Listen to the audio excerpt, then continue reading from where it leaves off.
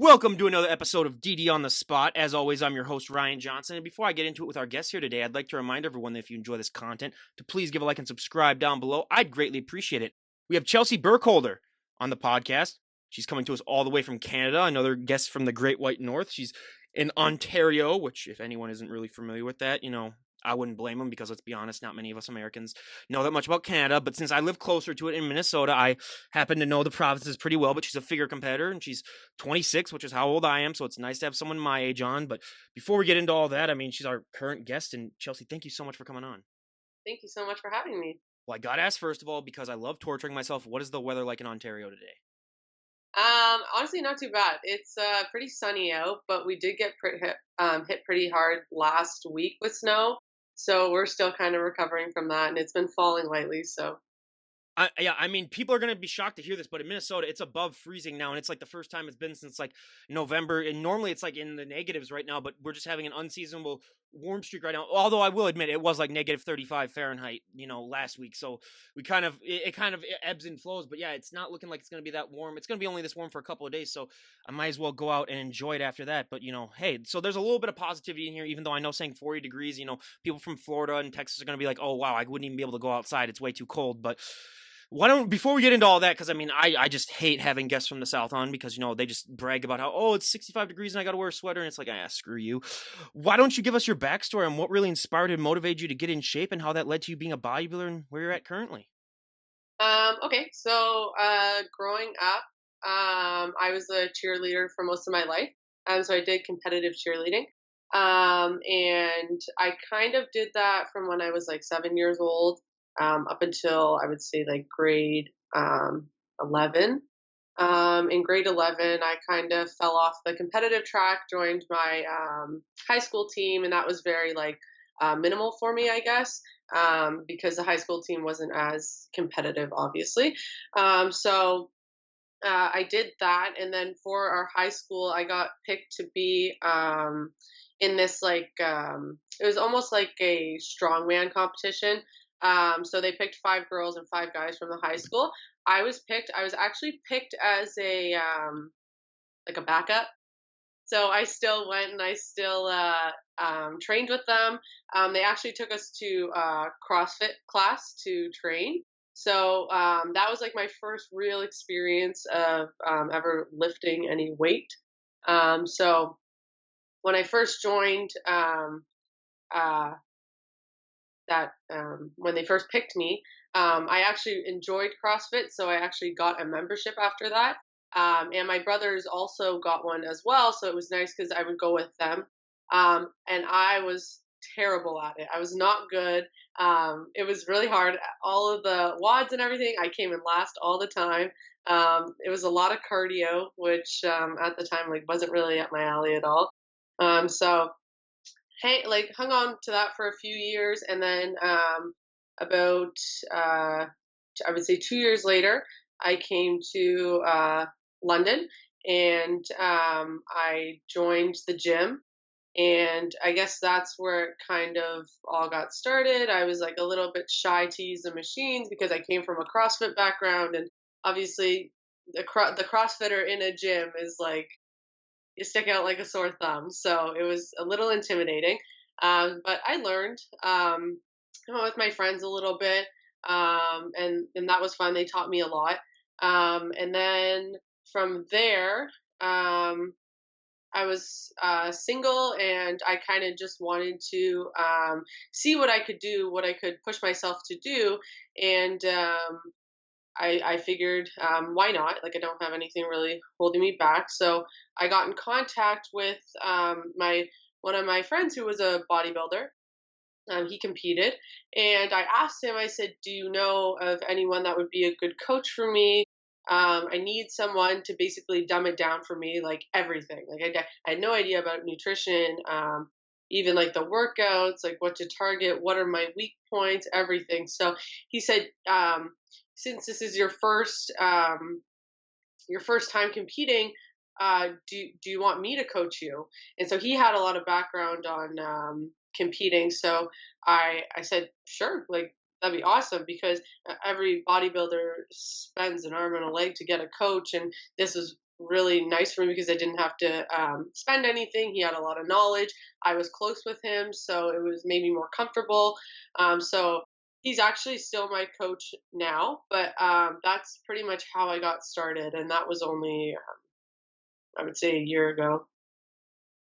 That's awesome. I mean, that's so great that you were able to start, later on too, because we have some people that, they started, like as soon as they were in college and stuff, or, but that's just fascinating as well. But being in CrossFit, I mean, what was one thing that you enjoyed about CrossFit? And then what was one thing that you struggle a lot with in CrossFit? Because for so many people, I find that, there are a lot of positives, but then there was also a lot of negatives with CrossFit. And me being 6'3", that's mine. That's my thing. First off, I tried CrossFit like 3 times, way too tall for it. But what was one thing that you enjoyed and one thing that you didn't enjoy about CrossFit? So one thing I enjoyed was definitely learning how to move the weight. I found that that was really helpful because they're very one-on-one there, right? So they're basically a personal trainer for you. So it was nice for them to show me, even if I had to critique it later, like they showed me how to properly squat. So I found that was like a very big thing. Like I loved learning new things like that because, like I said, like with like being an athlete as a kid, that was all you know, and then you lose that, and it's you don't know what else to pick up, right? So that was one thing I really enjoyed. The one thing I hated was my confidence there because I sucked, like I wasn't good at it. So it was that was hard. That sucked.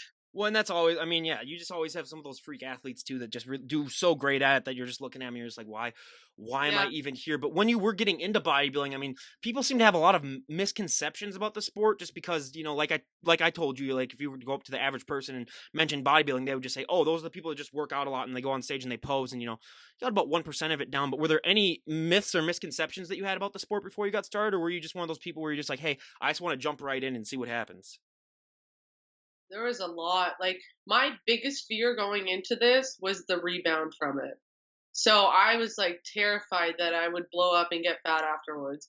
That was like pretty much my main concern. Me getting up on stage, I was pretty comfortable because of doing cheerleading, so I didn't really care about that. The heels didn't really care. Um, Everything before that, the whole prep itself, like it didn't bother me at all. But the that was my biggest fear was gaining a lot of weight afterwards. Yeah, and that's one thing, and we'll talk about that in a little bit because that's one thing that's just a huge myth that people believe a lot that you can maintain this weight all the time, your stage weight, but that's just not possible. But another myth and stereotype that I love to bust, and I bust this on every single podcast because it's so important, and we talked about it before we started recording, is that it's gotten better the last 5 years due to Instagram and other social media sources, but there are still so many women that have that fear that if they walk into the gym and they pick up one dumbbell, they're going to put on 50 pounds of muscle overnight, and unfortunately, that's not the case because I would hire you as my personal trainer for life. I'd spend my entire life saving just to work out with you once. But did you ever have that fear when you were getting started? And even if you didn't, I mean, I bet you hear that all the time. And, I always said if I, had a nickel for every time I heard that, I'd be living in a mansion right now, having a butler serve me right now. But what is your experience been like with that? And how do you like to respond to that question? Because I bet you still hear that all the time. So, with that, I was absolutely terrified when I first started working out. When I was younger, my upper body was very developed. Like I always had larger shoulders. My bicep was a little bit bigger than the average female. So I was always insecure growing up. Like I never wore tank tops to school. I always wore like even a longer t-shirt. Like I just was very uncomfortable with it. So going into a gym and kind of having to try to embrace it. It was scary. Like I was scared that I was gonna become this physique girl. Like I was gonna look like a physique competitor, and but honestly, that's not the truth. And there's things that I would definitely like to improve on, and I can't because it's so hard. And when people tell me that, I try to kind of tell them that that's not what's going to happen, but you can only change their mind so much, right? So, and especially when it's coming from competitors who have muscle, they're not going to really take your word on it because they probably don't want to look like you if that's um, not in their plans.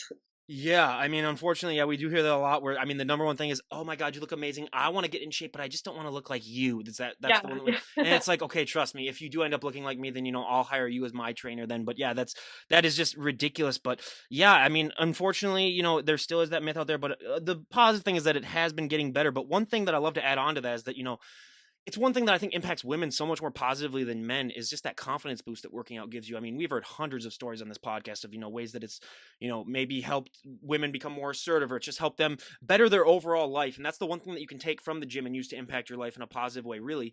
How have you personally taken that confidence boost that working out's given you and use it to impact your life in a positive way?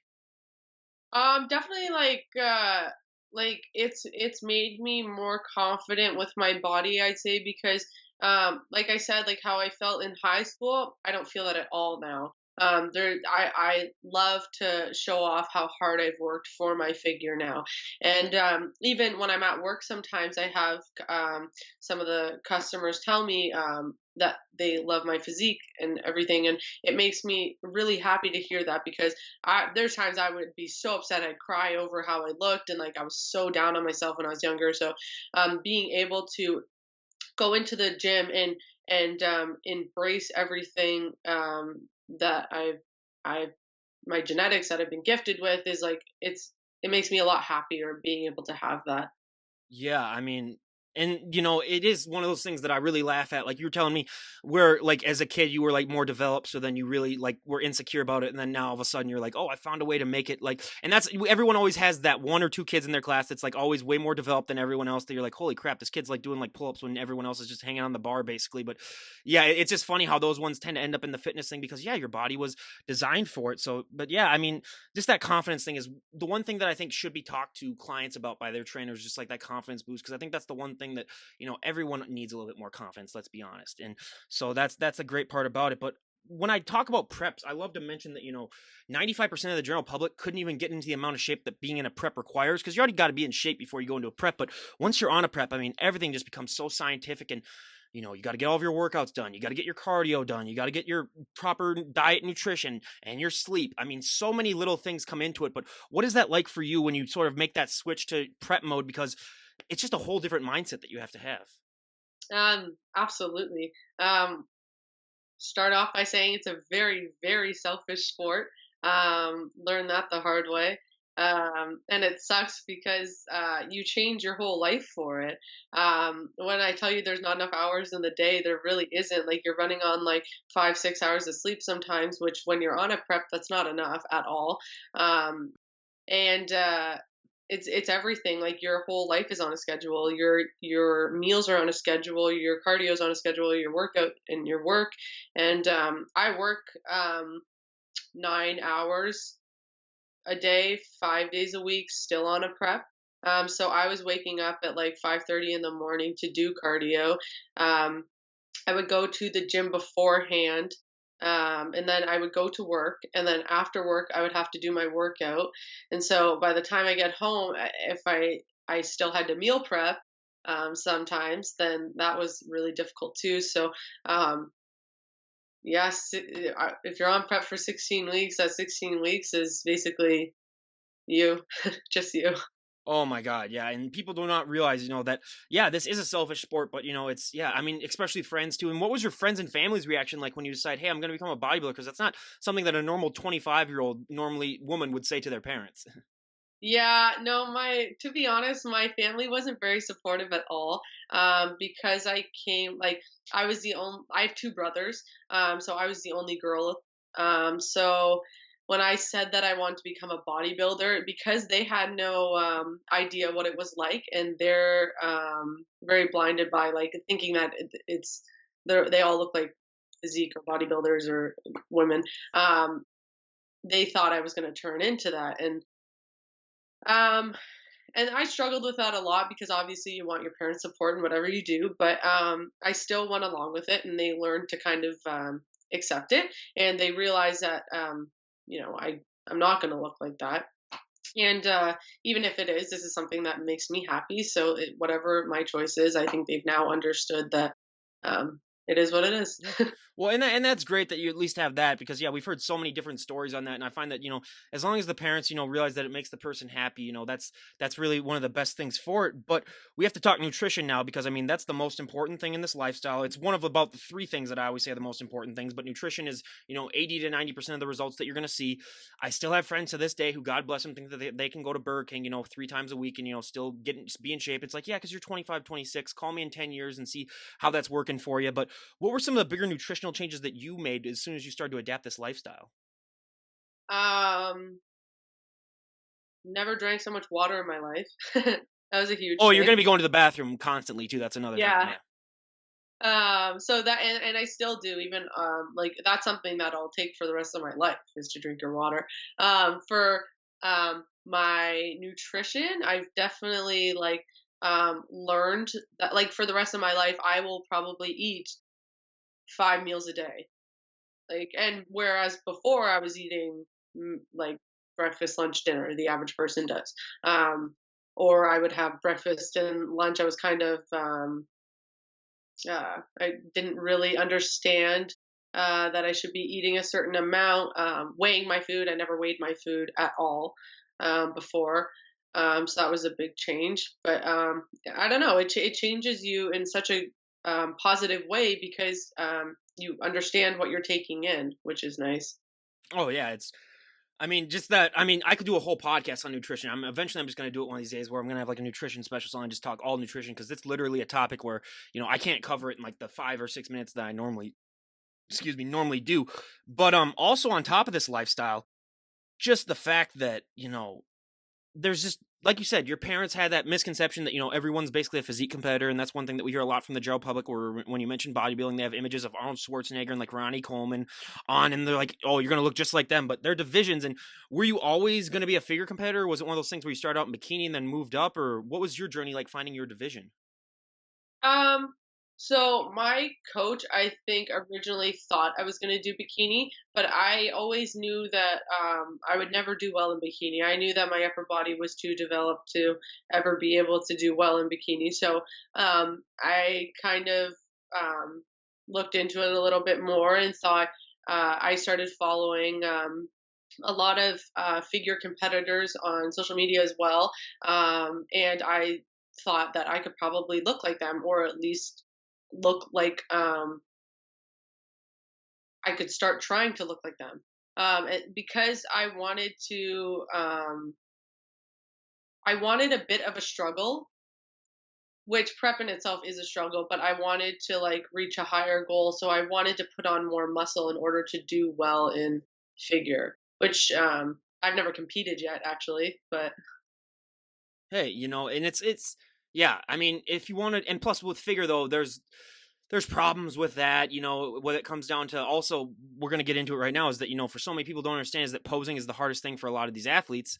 And I mean, I compare it now to being a perfect driver, where you can be a great driver, you can never be a perfect driver. You can be a great poser, you can never be a perfect poser. It's always ever evolving. What is your experience with posing and like getting ready for your first show? so, when I sent my first check-ins to my coach, they were absolutely horrible. Didn't transition at all. I was like a box. Like, it was horrible. And like looking at it now, it's like I just laugh at it because it was so funny. But I definitely have a lot of improvement to do. And I've practiced more, I guess, leading up to my show. I didn't really practice at the beginning. I would kind of do my check ins, and that was my practice time.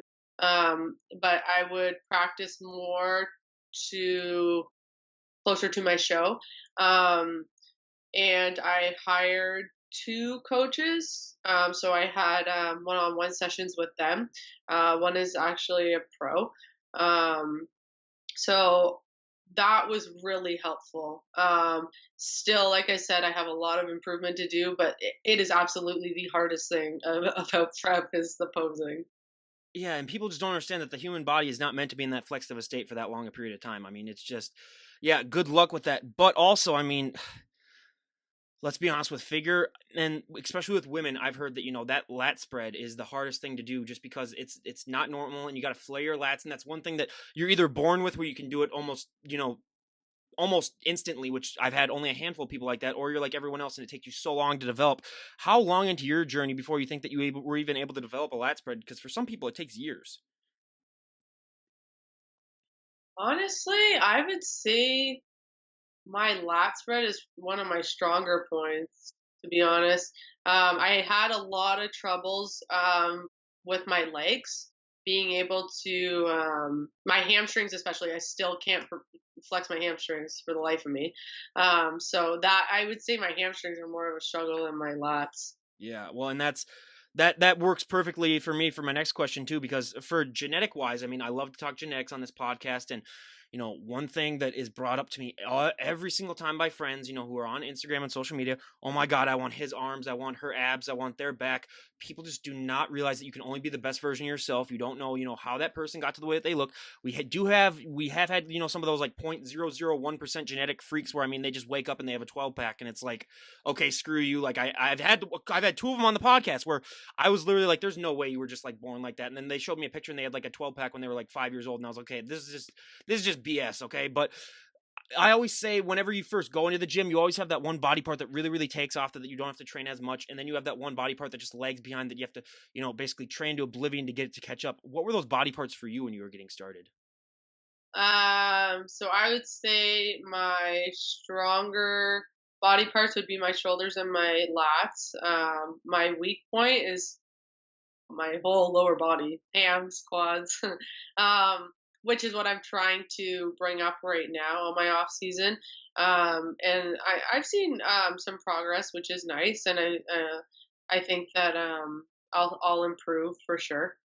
Well, welcome to the club with that. I mean, my legs and my lower body too are just absolutely shot. Where I tell people this all the time, I could inject pure muscle into my legs and they wouldn't gain an ounce. I mean, it's just one of those things where, I'm just going to be suffering probably for the rest of my life. But, hey, you learn to live with it, I guess. But yeah, and don't even get me started on calves. That's the number one pet peeve, where Yeah. it's like, that's the most genetic thing on the planet. You'll see some person walking with nice calves. They've never worked them a day in their life. They're either just born with them. And, yeah, I had one guest who then, like, she put her calves up on the table to show me. And I was like, get off my podcast. I don't want to talk to you anymore. This is absolutely ridiculous. But yeah, I mean, I love to ask that question because it just shows that, everyone's different. And I mean, again, with the misconception, so many people just don't believe that, or they just don't believe the fact that if they train just like someone, they're not going to end up looking just like them, because they just have that feeling where it's just like, oh, if I work out just as hard as they do and do their exercises, it's gonna all pay off. But I mean, on top of this, all this stuff that goes into this bodybuilding journey, most people never talk about the mental journey that takes place as well, because all they see is the physical stuff, where someone will come up to you and say, Chelsea, you look amazing, but they won't realize, the mental changes that have happened. And that is 100 times more important than the physical changes, because just that mental attitude that you need to have to be a bodybuilder, especially on those days when you don't want to do it and you just wake up all tired and cranky.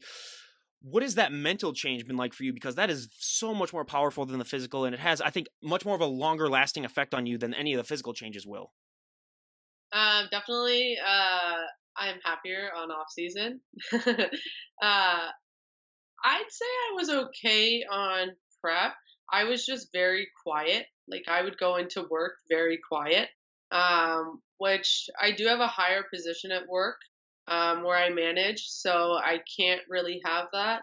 Um, so that was like a big struggle for me. I kind of had to learn to, when you go to work, you leave prep on the side. You have to. It's business. You can't really bring that into it. I had a very good support team with me though at work, so that helped a lot. Um, and like I said, it's very selfish sport, so it affects everything from your relationships with your family, with your significant other, and I think that was the hardest thing was my relationship, because I don't want to see my boyfriend down at all because of how my prep is affecting him. That's not Oh, how it should be. Chelsea's got to go to the gym again. Good God. Yeah, I just want to watch Netflix really, and just she's got to go do her cardio now. Yeah. Yeah, he was very supportive though, helped me a ton. So next time around, I'll definitely make sure that I mean, I can say I'm gonna try to not be as selfish. No, and that's, yeah, I mean, like you said, yeah, it is a selfish sport, and that's why I always say the unsung heroes of this podcast are the significant others of the people that I have on, because they go through a lot and they don't really get the rewards that the people who do it, get. But you mentioned cardio, and I mentioned cardio, I should say, and that is my trigger word. I mean, I'm surprised I didn't cringe when I said it, because I hate it more than life itself. I mean, when I say cardio, I mean like actually running. I could go walk on a treadmill for 80 minutes, which is what I do, when I'm trying to lose weight. And that I don't even break a sweat for that. But what is your relationship like with cardio? Because unfortunately, with bodybuilding comes a lot of cardio, and it's just one of those things that people who are getting started don't seem to realize as much as they should. That you're going to be on that cardio machine the same amount, if not more, than your actual working out, especially when you're in prep. Yeah. So the most time I was spending on cardio a day was an hour and 10 minutes on the Stairmaster. So I definitely I didn't enjoy it. I would have to watch like YouTube videos, and obviously like everyone else you distract yourself from it. Um it was very rewarding when you were done, but I think that by the end of it you're just you're such a zombie that like you don't really even feel it anymore. So um I don't mind it, but it's hard.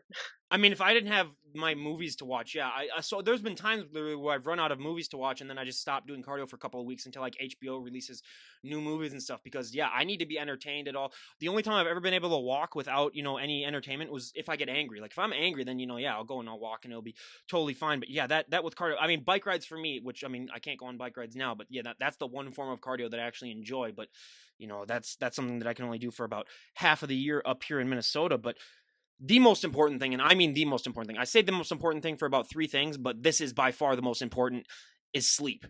It's never talked about as much as it should be. I don't even know if it's ever been mentioned on any Instagram post from anybody, but sleep is by far the most important thing when it comes to this lifestyle. And if anyone disagrees with me, pull an all-nighter and then go and try to work out and tell me what happens. Because I did that in college twice, and both times I lasted halfway through and I said, screw this, I'm done. What is your relationship with sleep like? Because like you said, you some days would get like 5 to 6 hours of sleep on a prep, and I cringe just even hearing that. But I mean, I'm naturally a night owl too, so I'm in bed, sometimes 2 to 3, and then I'm up, at like 10 or 11, just because I'm staying up editing these podcasts, and I used to work night jobs. But what is your relationship like with sleep now? Because I mean, it's so important, especially in this lifestyle.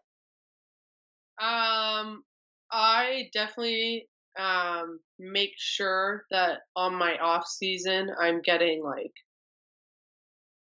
I get a lot, like probably like 8 hours, which is normal. But like that's a lot for me from what I had on prep because I honestly could say I got like 5 or 6 every night on prep. Um, and during prep, like I thankfully like didn't have any issues sleeping. Like I slept all through the night, which was good. It was just um a very little amount of sleep. So it hasn't affected me at all like that. It was just my own fault that I didn't give myself more time to get more sleep. But it's hard when you're on prep. How did you? How were you able to even like function with that? Were you just a caffeine addict basically in your prep? Um, Not well. I pretty much for caffeine. I had like 2 coffees a day, and then I cut pre workout pretty early before my show. So I was just I guess tired all the time pretty much. But um, I know that like on the stairmaster, I like when you just forget that you're on there because you're so tired. I was definitely like that. Well, yeah, because like even me, just picturing 5 to 6 hours, even if I wasn't on a prep, I mean, I'd barely be able to function, after even a couple of days of that. So that is just incredible. But I said we'd get into it, and obviously we will now because like you said, one of the things that a lot of people fear is that rebound that happens because you're not going to be able to have that stage look, 24/7. And what was this last prep like for you? Sort of going through the fact that this is the best that I'm going to look for a while, and unfortunately, I am going to have to put on weight. What was that? What was that adjustment like for you? Sort of realizing that and coming to terms with that your body is going to change. So um with my first prep, so because of COVID and everything, I wasn't able to do a show.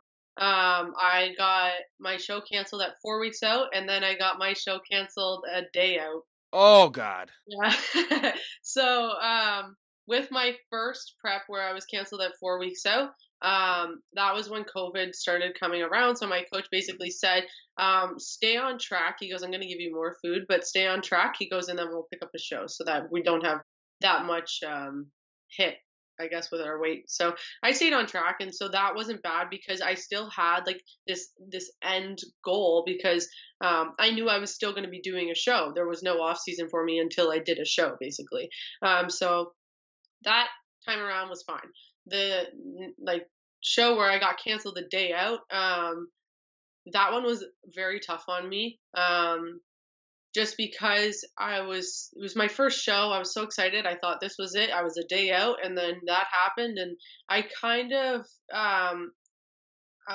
like I wasn't very happy after that, so it kind of hit me a little harder. I gained weight very, very fast. My low weight was like 116, and I'm now sitting at like 140, 145, sitting there, and that's heavy for me. I would like to sit around like 140. So I gained weight pretty fast after that, which that was just from me binge eating afterwards. And I saw that coming up very quick, and now that like I realized that if you keep eating the way you do, you're gonna keep gaining weight. It's gonna keep happening, especially when you come off of prep. You're a balloon, like you're gonna blow up. Your body's like a sponge, so everything that you take in is just gonna make you fill with water and whatnot. But so I guess it was nice because I learned quick that next prep I can't do what I did. Yeah. Oh, absolutely. And this is the one reason I love bodybuilding a lot too. Is this is the one sport where women will actually admit their weight to you and actually be nice and talk about it. I found so fascinating. Any other aspect, but that's great. And just like with starting your own small business, I always say, like you got to spend money to make money. You got to put on money. You got to put on weight if you want to put on muscle. I mean, unfortunately, those two do go hand in hand. But what has your overall experience been like during this COVID pandemic? Because I mean, let's be honest, with the gym shut down, I mean, the gyms, that's your guys' drugs, basically. I mean, like, that's without going to the gym, you guys don't get your fix in. So, what was that all like for you when when the gyms closed, and how have you been adjusting to that? So it wasn't too bad for me. About 3 years ago, I actually bought a house, and in the garage, I built a gym. So I have everything pretty much in there. I have a squat rack, I have cables, I have a universal machine, I have a leg press, I have dumbbells. I pretty much have everything. Um, so it wasn't that bad for me the first time around because I could still train. And if anything, using mostly free weights, I put on more size than I would have going to the gym. So, and using the machine. So, I found that that was okay. The second time around, it was winter and my garage is not heated. So I was out there in sweatpants, a sweater. I'm wearing gloves because the bar is so cold. And so I was doing that. Our gym's actually just opened up, so I was doing that up until then. But yeah, it wasn't that hard for me, to be honest, just because I was able to have the equipment here for me. Well, and that's a big difference maker because we've heard a wide variety of stories. Whether it's people didn't have access to a gym, so they basically had to do like body weight exercises in the middle of their living room or something like that. But that's great that you were able to get that gym ahead of time because yeah, garage gyms they are doable for this what's been going on. So that is great that you have that. And now probably my favorite question to ask, because let's be honest, you're not the average looking 26-year-old woman. I mean, if you're to walk out in public dressed the way that you are right now, first of all, don't do that because it's probably snowy and cold still outside. But I always find it that you're sort of like treated like a mini celebrity when you're out in public, just because it's fascinating for people. Just like when they see something that they're not that familiar with, they're just like, oh wow, what has that been like for you in the 1 year since you started this sport? Sort of realizing the fact that hey, I am going to get maybe some stares and some attention. I mean, luckily you probably started it close to COVID, so I mean, you've been covered up a little bit more than you probably needed to. But what has that been like for you? Just sort of realizing that you're going to get a lot more probably stares and a lot more attention than you might have before you became a bodybuilder.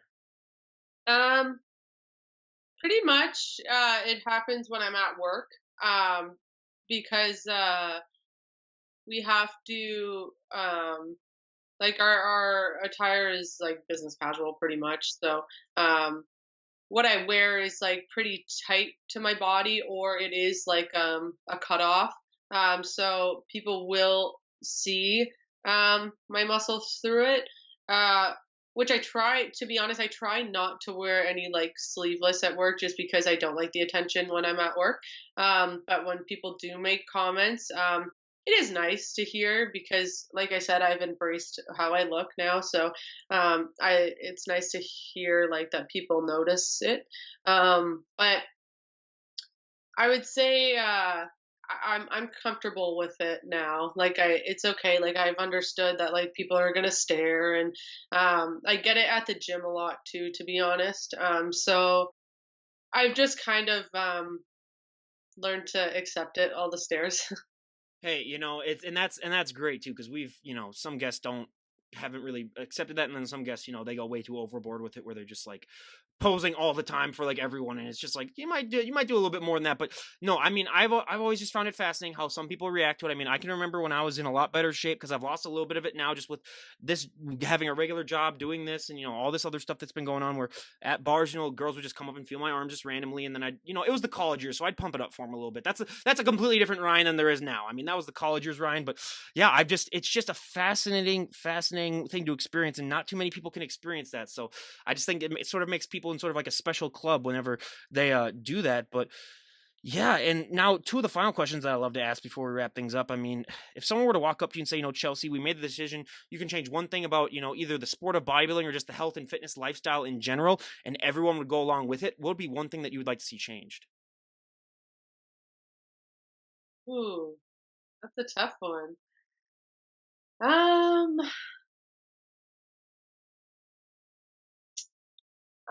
Honestly, I love the sport. I don't think there's anything that I would change about it. Like, I I absolutely admire everything that everyone puts into it.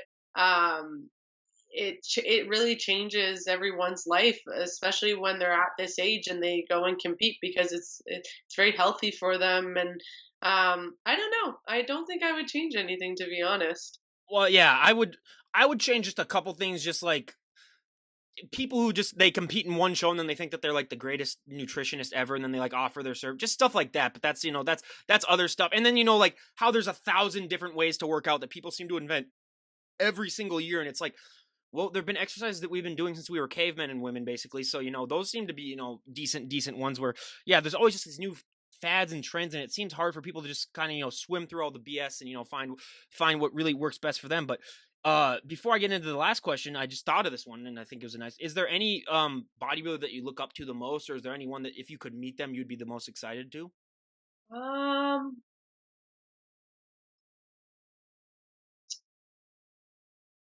Honestly,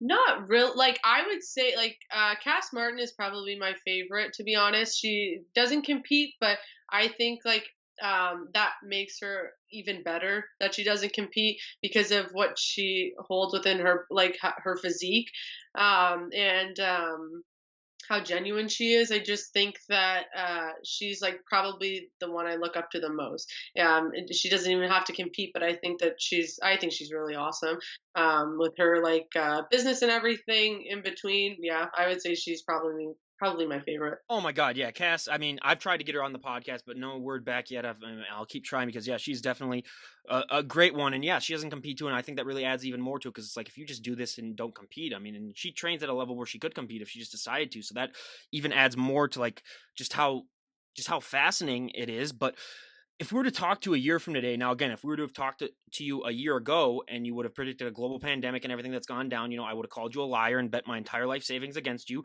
So it goes to show, how we don't know what this next year is going to look like. And who knows, you could be talking to me a year from today and there could be gunshots in the background. You could see a huge fire in the background. Who knows where the world's going to be at a year from today, the way things have been going. But in an ideal world, where would you like to be at in your bodybuilding? Where would you like to be at just in your overall life? What are some goals that you'd like to have achieved if we were to talk to you a year from today? Um, because I've never competed before, definitely would like to get a show under my belt. So I plan on competing in November. So that's the goal with COVID, and everything. I'm not sure if that'll happen, but that is, definitely something I'd like to have under my belt. Um, I would like to, I guess, personally, just keep, my legs definitely need work, so that's something that I plan on training for years and years to come. I know it takes time. And yeah, I think, honestly, those are pretty much my goals right now. Well, hey, those are great enough goals, especially since you haven't had your first show yet. So I mean, yeah, more power to you. And I mean, lastly, with this COVID, I mean, so many people have so much more free time than they did before. And the one excuse that I hear of all the time from people is, "Oh, I would love to get in shape, I just don't have the time." And first of all, if you use that excuse right now, I don't know what's going on in your life, because everyone just seems to have a little bit more free time. But if someone were also to walk up to you and say, I made the decision. I want to get in better shape now, especially during COVID. What can I do? What advice would you give them? Because I mean, this is a special set of circumstances for someone trying to get in shape. And with anything, I've always found that just taking that first step makes everything so much easier. I mean, people talk about how they're afraid to go in the gym, but as the saying goes, once you take that first step into the gym, it's very hard to take that step out without getting a workout in. My one piece of advice I would say is track your food. That was the biggest thing that changed me, was tracking my food. Um, that changed my whole physique. Absolutely did. Um, and I think it gives you more discipline as well too. Just as an individual, you'll feel better about yourself. The workouts, like building muscle, that slowly comes, but definitely starting off with weighing your food, understanding nutrition.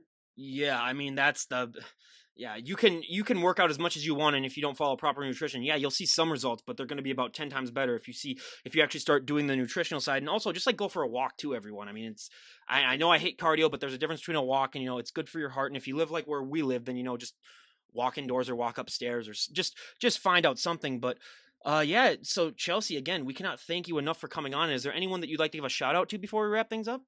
Um, my coach, Taylor Cross. Yeah.